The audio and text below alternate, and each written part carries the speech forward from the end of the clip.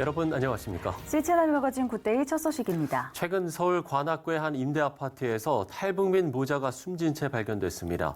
원인이 아사로 추정되면서 탈북민 인권과 복지 정책에 대한 그늘이 드러났는데요. 북한 인권재단 설치를 요구하는 목소리가 이어지고 있습니다. 변현준 기자가 보도합니다.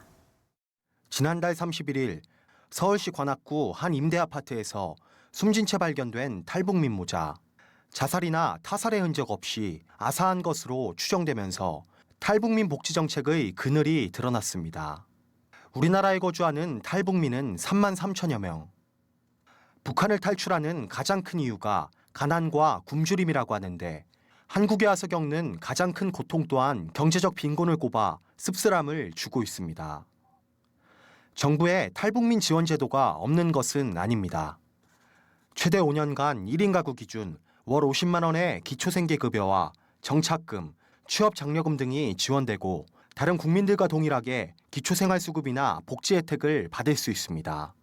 그러나 숨진 한 씨의 경우 기초생활수급에 탈락했고 수개월 동안 공과금이 미납됐지만 세모녀 사건 당시 정부가 마련한 위기가구제도에도 선정이 되지 않았습니다.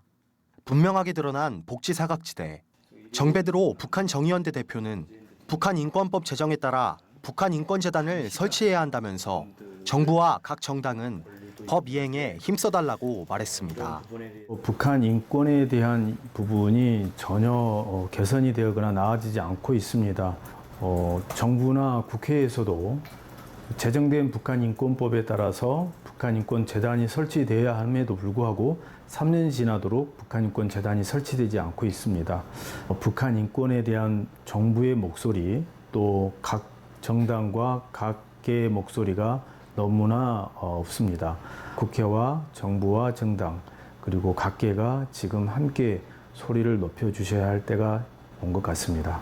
지난 1999년 17살의 나이로 탈북한 이한별 북한인권증진센터 소장은 정책으로 닿을 수 없는 부분은 교회가 감당해야 한다면서 탈북민들에게 작은 관심을 가져주는 것으로 큰 위기를 막을 수 있다고 말했습니다. 주변에서 조금만 좀 관심을 가져주고 또 본인도 조금만 더 마음을 열었더라면 이런 일까지는 없었을 텐데 라는 아쉬움이 있습니다. 그래서 좀 바람이 있다면 우리 지역 교회들이 탈북민들이 이렇게 한국에 오게 되면 좀 더 많은 관심과 또 도움이 절실히 필요합니다. 옆에서 누군가 이렇게 잘 이야기해주고 조금의 도움만 줘도 그 당시의 그 어려움을 극복할 수 있고 심리적인 또 위기들을 잘 극복할 수 있을 텐데 그것이 좀 부재했던 사례가 아닌가 싶습니다. 국가는 정책을 통해 제도적 지원을 이행하고 교회는 그리스도의 사랑으로 탈북민들을 품을 때입니다. CC채널 뉴스 변현준입니다.